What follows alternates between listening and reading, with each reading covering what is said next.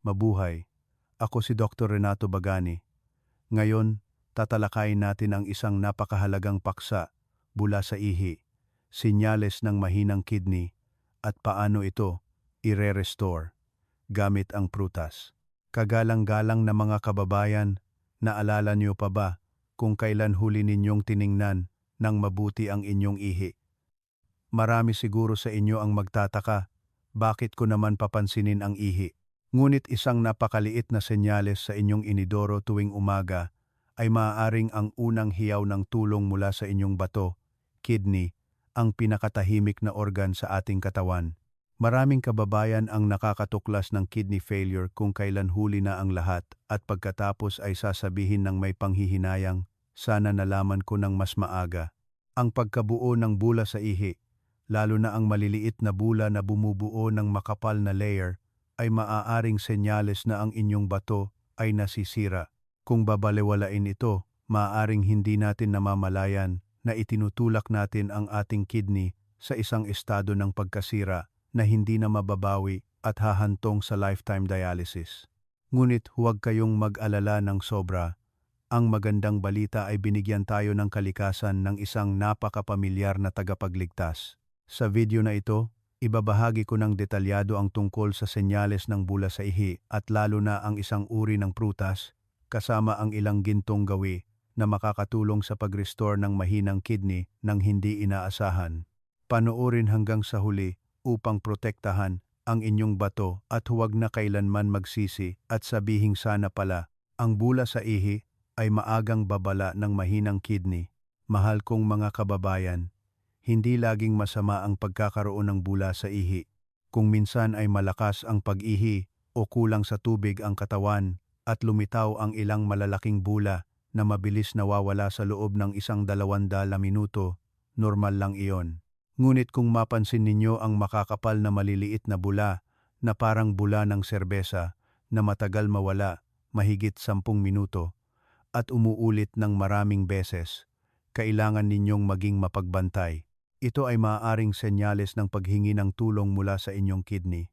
Kapag malusog ang kidney, ang mga glomeruli ay gumagana bilang pinong salaan, pinapadaan lang ang tubig at dumi, at pinipigilan ang pagdaan ng protina. Kung ang kidney ay namaga o nasira, ang mga butas ng salaan ay lumalaki at ang protina ay tumutulo sa ihi na nagiging sanhi ng bula. Ito ang tinatawag sa medisina na proteinuria o albuminuria. Isa sa pinakaunang at pinakamaasahang senyales ng sakit sa kidney na madalas lumilitaw bago pa man maramdaman ng pasyente ang pagkapagod o magkaroon ng malinaw na sintomas. Upang mas madaling maunawaan, ang kidney ay parang isang filter ng kape. Karaniwan, pinipigilan nito ang dumi o protina at pinapadaan ang malinaw na tubig. Ngunit kung may butas ang filter, ang dumi ay dadaan.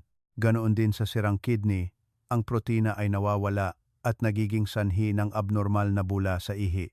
Ayon sa mga pag-aaral, kumpirmadong ang matagal na proteinuria ay isang dilaw na ilaw na nagbabala na nanganganib ang kidney.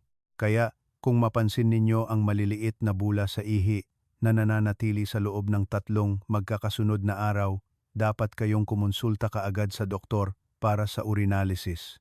Isang simpleng test lamang na mababa ang gastos ay maaaring makatuklas ng sakit sa kidney sa maagang yugto na nagbibigay daan sa napapanahong paggamot at proteksyon sa inyong kidney.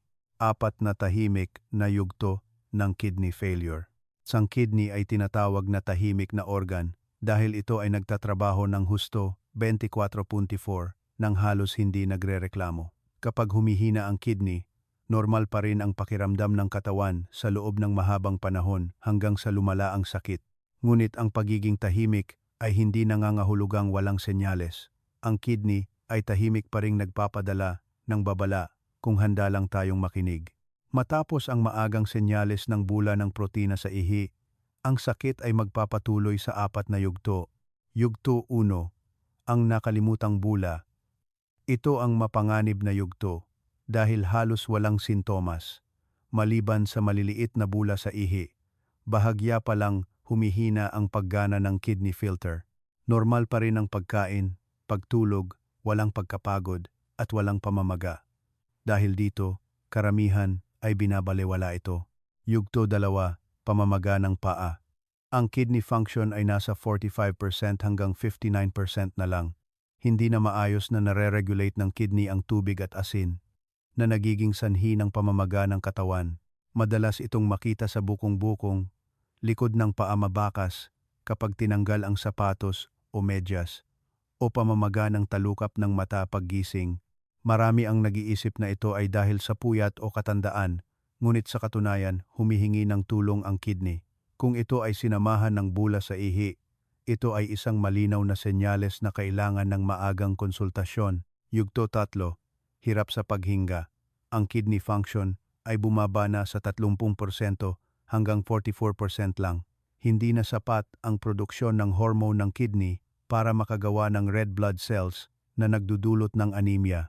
Kasabay nito, ang mga toxins tulad ng urea ay naiipon sa dugo na nagiging sanhi ng pamumutla, pagkapagod, kawalan ng gana, pagbaba ng timbang, at hinihingal kahit ilang hakbang lang ang lakarin. May mabahong amoy ang hininga dahil sa naipong urea. Ito ay isang napakadelikadong yugto at karaniwan ng kailangan ng regular na gamot o dialysis para mabawasan ang toxins. Yugto 4, ang huling hatol. Ang kidney function ay napakababa na, mas mababa sa 3%. Ang katawan ay malubhang nalalason, hirap huminga kahit nagpapahinga, pagduduwal, pangangati, tuyong balat na nagbabalat, at matapang na amoy ng ihi sa hininga. Ang pasyente ay maaaring malito, nanghihina. Sa yugtong ito, halos dialysis o kidney transplant na lang ang solusyon. Mahal ang dialysis, nakakapagod, at nagiging lubusang umaasa ang pasyente sa makina, humihina ang kalusugan, at nagiging pabigat sa pamilya. Kaya, ang malalang sakit sa kidney ay tahimik na umuusad sa 4 na yugto, mula sa bula sa ihi hanggang sa pamamaga, pagkapagod, hirap sa paghinga, at sa huli ay kidney failure na nangangailangan ng dialysis. Dahil sa pag-unawa nito, tiyak na itatanong ninyo, mayroon bang paraan upang protektahan ang kidney sa bahay? Ang magandang balita ay mayroon. Bukod sa pagpapatingin at pag-inom ng gamot ayon sa payo ng doktor, ang kalikasan ay nagbigay din ng maraming tagapagligtas na sumusuporta at nagpoprotekta sa kidney. At ngayon, ibabahagi ko ang 4 na pamilyar na prutas na madaling mahanap at may kamangha-manghang benepisyo para sa inyong kidney. 4 na prutas para sa mahinang kidney. Maliit na paalala, ang mga prutas na ito ay hindi magic pills na kayang magpagaling ng lahat ng sakit, kundi mga tahimik na kasama na sumusuporta sa kidney. Mas magiging epektibo ang mga ito kung isasama ninyo sa isang malusog na dieta at pamumuhay. Sa susunod na bahagi, ibabahagi ko ang 5 gintong gawi para protektahan ang kidney, ngunit bago iyon, inaanyayahan ko kayong tuklasin ang 4 na prutas na tagapagligtas ng kidney. Pakwan, watermelon. Ang inhinyero na nagbubukas ng daluyan ng dugo. Kapag sinabing pakwan, marami ang iisipin ang pulang laman na nakakapresko, ngunit ang malaking sikreto ay nasa puting bahagi na madalas nating itinatapon. Ang puting bahagi ng pakwan ay naglalaman ng citrulline, isang substance na kino-convert ng katawan sa arginine, at mula doon ay pinasisigla ang produksyon ng nitric oxide, NO. Ang NO naman ay nagpapalawak ng mga daluyan ng dugo na nagpapabuti ng daloy ng dugo. Isipin ninyo ang mga daluyan ng dugo sa kidney na parang maliliit na kalsada sa probinsya.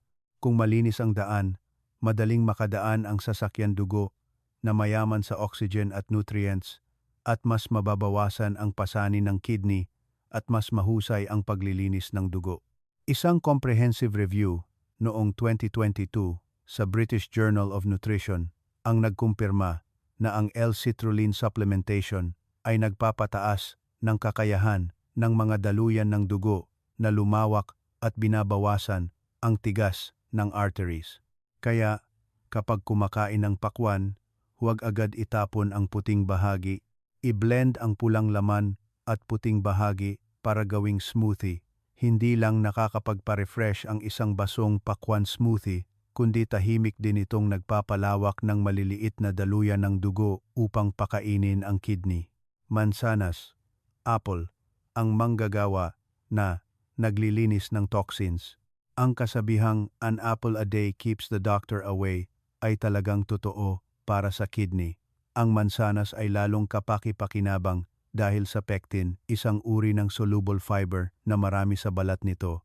Ang pectin ay gumaganang parang espongha na sumisipsip at humahawak ng mga toxins tulad ng mabibigat na metal, masamang kolesterol, at inilalabas ang mga ito sa pamamagitan ng dumi. Dahil dito, hindi na kailangang magtrabaho ng sobra ang kidney. Ang pectin ay parang isang janitor na nagwawalis ng basura na nagpapagaan sa trabaho ng pabrika ng kidney. Ipinapakita ng mga pag-aaral na ang pectin sa mansanas ay nakakatulong na bawasan ang antas ng mabibigat na metal sa dugo at ginamit pa nga ito para suportahan ang pag-detox ng radiation sa Europe. Bukod pa rito, isang pagsusuri ng 67 pag-aaral ang nagpatunay na ang pectin ay nakakatulong din na bawasan ang LDL bad cholesterol na naglilinis ng dugo. Kaya, dapat ninyong kainin ang mansanas kasama ang balat matapos itong hugasan ng mabuti sa malabnaw na tubig alat. Isang mansanas lang araw-araw ay isang simpleng paraan na para makatulong sa mabigat na trabaho ng kidney. Cranberry, ang bodyguard ng urinary tract. Sa Pilipinas, ang cranberry ay karaniwang makikita sa anyo ng pinatuyong prutas o imported na juice. Bagamat medyo hindi pamilyar, ito ay isang malakas na bodyguard para sa mga may mahinang kidney. Kapag humihina ang kidney, madali ang impeksyon sa urinary tract. Ang paulit-ulit na impeksyon ay maaaring maging sanhi ng pamamaga ng kidney na nagpapalala sa sakit. Ang cranberry ay naglalaman ng proanthocyanidins, isang substance na lumilikha ng madulas na layer sa lining ng urinary tract na pumipigil sa bakterya na E. coli na dumikit at nagiging sanhi ng pagkalabas ng mga ito. Biro nga, hindi pinapatay ng prutas na ito ang bakterya, kundi pinapaalis lang ang mga hindi imbitadong bisita. Ayon sa isang pag-aaral sa University of Yale, pinabawasan ng cranberry ang kakayahan ng bakterya na dumikit sa pantog ng 75%. Kaya, kung sino man sa inyo ang may impeksyon sa urinary tract, kailangan ninyong uminom ng unsweetened cranberry juice o ilang pinatuyong cranberry araw-araw. Kung malinis ang urinary tract, mas malusog din ang kidney. Cherry, ang night repairman. Ang cherry, lalo na ang maasim na uri, ay nagbibigay ng dalawang benepisyo. Una, ang anthocyanin sa cherry ay isang malakas na anti-inflammatory na gumaganang parang bumbero na pumapatay ng chronic inflammation sa mga selula ng kidney. Pangalawa, ang cherry ay mayaman sa natural na melatonin, isang hormone na nakakatulong sa malalim na pagtulog. At alam ninyo, ang malalim na pagtulog sa gabi ay ang gintong oras para sa katawan na mag-repair ng sarili, lalo na sa atay at kidney. Isang pag-aaral noong 2018 ang nagpakita na ang pag-inom ng cherry juice ay nakakatulong sa mga matatanda na makatulog ng average na 84 minuto pa bawat gabi, kaya mas nabibigyan ng oras ang katawan para sa night repair ng kidney. Maaari kayong kumain ng 5 hanggang 10 sariwang cherry o 30 milliliters ng puro unsweetened cherry juice bago matulog. Tandaan na pumili ng uri na dark red at walang dagdag na asukal para sa pinakamahusay na epekto. Muli kong idinidiin, ang 4 na prutas sa itaas ay mahalagang taga-suporta, hindi magic potion na agarang nagpapagaling. Iniisip ko ang mga ito bilang magandang bricks, ngunit para makapagtayo ng isang tahanan ng kidney, kailangan ng matibay na pundasyon, at iyon ay ang pang-araw-araw na pang-agham na pamumuhay. Sa susunod na bahagi, ibibunyag ko ang 5 gintong gawi na makakatulong na protektahan ang kidney na kayang gawin ng sinuman, hindi magastos, ngunit mas mahalaga kaysa anumang supplement. 5 gintong gawi para protektahan ang kidney. Tamang pag-inom ng tubig, hindi nangangahulugang sobrang dami. Marami ang nagkakamali sa pag-iisip na kapag mahina ang kidney, mas maraming tubig ang kailangang inumin para malinis ang toxins. Ngunit sa katunayan, ang pag-inom ng sobrang dami ng tubig ng sabay-sabay ay parang pinagtatrabaho ng overtime ang kidney na nagiging sanhi ng labis na pasanin. Ang gintong prinsipyo ay uminom ng tubig ng regular, paunti-unti, at huwag hintaying uhaw bago uminom. Maaari ninyong gawing ugali na tuwing 30 minuto, lumunok ng ilang sipsip ng tubig. Sa ganitong paraan, palaging may sapat na tubig ang katawan at ang kidney ay gumagana ng mahinahon. Ang kabuuang dami ng tubig araw-araw ay dapat na humigit kumulang 2 litro depende sa pangangatawan, panahon at antas ng aktibidad. Mas mainam ang maligamgam na tubig kaysa malamig na tubig dahil ang sobrang lamig ay maaaring maging sanhi ng biglaang pagliit ng mga daluyan ng dugo at makaapekto sa sirkulasyon ng kidney. Uminom ng tubig ng dahan-dahan na parang nagteti, tunog simple. Ngunit ito ay isa sa pinakaligtas at pinakaepektibong paraan para pangalagaan ang kidney. Unti-unting pagbawas ng asin. Ang numerong isang kaaway ng kidney, ang maalat na pagkain ay ang tahimik, ngunit pinakamapanganib na sanhi sa kalusugan ng kidney.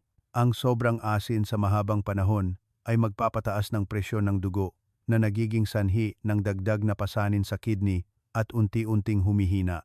Isang pag-aaral na sumubaybay sa 465,000 katao at inilathala sa JAMA Journal ang nagpakita na ang mga regular na nagdaragdag ng asin sa kanilang pagkain ay may mas mataas na panganib ng malalang sakit sa kidney kumpara sa mga kumakain ng mas kaunting asin. Gayunpaman, mahirap at hindi kailangan ang biglaang pag-alis ng asin. Ang solusyon ay unti-unting bawasan ang asin upang masanay ang panlasa. Isang maliit na tip ay tikman ang pagkain bago magdagdag ng asin dahil minsan ay nagdaragdag lang tayo dahil sa ugali. Limitahan din ang mga processed foods tulad ng hotdog, longganisa, instant noodles na naglalaman ng malaking halaga ng nakatagong asin. Ang pagkain ng mas kaunting asin ay ang pinakamahalagang regalo na maibibigay ninyo sa inyong kidney. Balanseng protina. Huwag kumain ng sobrang dami. Kailangan ng protina para sa katawan, ngunit ang sobrang pagkain nito ay lumilikha ng mas maraming dumi tulad ng urea, uric acid, na nagiging sanhi ng mas maraming trabaho para sa kidney upang ilabas ang mga ito. Ipinapakita rin ng mga pag-aaral na ang matagal na sobrang protina sa dieta ay nagpapataas ng filter pressure ng kidney at panganib ng pinsala. Ang madaling tandaan na panuntunan ay kumain lang ng protina na kasing laki ng inyong palad bawat pagkain. Prioridad ang magandang sources ng protina tulad ng isda, lean poultry, itlog, gatas, tofu, na madaling tunawin at mas kaunti ang toxins. Limitahan ang red meat at iwasan ang organ meats. Sa ganitong paraan, sapat pa rin ang nutrisyon ng katawan at hindi labis na magtatrabaho ang kidney. Mag-ehersisyo ng banayad at regular, huwag labis na pilitin. Para sa mga nasa edad at matatanda, ang banayad na ehersisyo ay parang libreng supplement. Hindi ninyo kailangan ng marathon o pagbubuhat ng mabibigat. Ang paglalakad lang ng mahinahon ng 20,030 minuto araw-araw ay sapat na para mapabuti ang daloy ng dugo, magpapanatili ng stable na presyon ng dugo at magpapalusog sa puso at kidney. Sa kabilang banda, ang sobrang bigat na pag-ehersisyo ay maaaring magpataas ng presyon ng dugo, magdulot ng mas maraming dumi sa katawan, at mas mapagod ang kidney. Tandaan, mas mahalaga ang regularidad kaysa intensity. Kung hindi pa sanay, magsimula sa 10 minuto araw-araw at unti-unting dagdagan. Bukod sa paglalakad, ang mga banayad na ehersisyo tulad ng yoga, tai chi at qigong ay napakabuti para sa daloy ng dugo at kidney function. Matulog bago mag-11 p.m., iwasan ang pagpupuyat. Ang pagtulog sa gabi ay ang natural na gamot para sa pag-repair ng kidney. Mula 11 p.m. hanggang 3 a.m. ang panahon kung kailan ang kidney at atay ay pinakamahusay na gumagana upang mag-filter ng toxins at mag-repair ng pinsala. Kung magpupuyat kayo, para na ring sinayang ninyo ang mahalagang maintenance shift para sa inyong katawan. Ang pagtulog sa araw ay hindi makakapalit sa pagtulog sa gabi dahil ang biological clock at hormones sa araw ay ganap na iba. Kaya, magtakda ng layunin na makatulog bago mag 10 p.m. upang sa 11 a.m. ay makatulog na ng malalim ang katawan. Ang sapat at tamang oras ng pagtulog ay magpapagising sa inyo ng sariwa, stable ang presyo ng dugo, at sapat ang enerhiya ng kidney para sa epektibong pagtatrabaho. At iyan ang 5 gintong gawi na ibinahagi ko, mga bagay na tila maliit ngunit matibay na pananggalang para protektahan ang kidney. Kung mahirap tandaan, magsimula lang sa isang bagay. Bukas ng umaga, gugulin ang 10 segundo para tingnan ang inyong unang ihi. Ito ang isang maliit na simula na maaaring makapaglitas sa kalusugan ng inyong kidney sa hinaharap. At kapag nagawa na ninyo iyon, maaari ninyong subukan ang isang napakadaling 7 araw na plano para simulang pagbutihin ang kalusugan ng kidney. Napakadali na hindi kayang mabigo. Araw 1. Obserbahan lang ang inyong ihi sa umaga. Tingnan kung may abnormal na bula. Araw 2 at araw 3. Subukang kumain ng isa sa 4 na prutas na ibinahagi ko araw-araw. Piliin ang prutas na pinakagusto ninyo at pinakamadaling hanapin. Halimbawa, kumain ng isang mansanas kasama ang balat o uminom ng isang basong pakwan smoothie kasama ang puting bahagi. Araw 4 at araw 5, sanayin ang ugali ng pag-inom ng maligamgam na tubig ng paunti-unti tuwing kalahating oras, sa halip na hintaying uhaw na uhaw bago uminom ng isang buong baso. Maglagay ng paalala kung kinakailangan upang matiyak na palaging may sapat na tubig ang katawan. Araw 6 at araw 7. Maglakad ng mahinahon ng 15 minuto sa paligid ng inyong bahay o sa kalapit na parke. Maglakad habang nilalanghap ang sariwang hangin at nagpaparelax.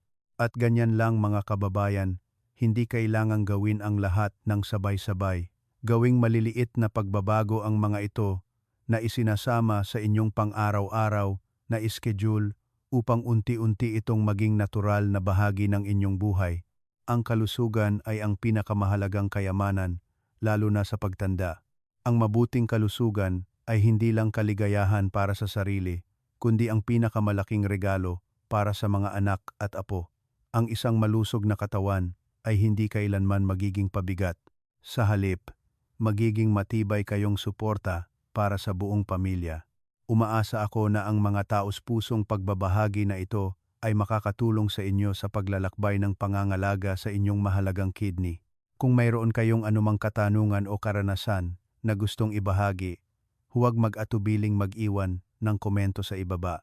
Bawat komento ninyo ay mahalagang paghihikayat para sa akin at nakakatulong na maikalat ang kaalaman sa mas maraming tao. Kung nakita ninyong kapaki-pakinabang ang video na ito, mangyaring mag-like at ibahagi ito sa inyong mga kaibigan at pamilya. Sino ang nakakaalam? Baka ang isang pagbabahagi ninyo ay makakatulong sa isang tao na maagang matuklasan ang kanilang problema sa kalusugan. Huwag ding kalimutang mag-subscribe sa Dr. Renato Bagani Official Channel at pindutin ang notification bell upang hindi makaligtaan ang mga susunod na kapaki-pakinabang na video. Maraming salamat, paalam, at hanggang sa muli nating pagkikita sa mga susunod na video.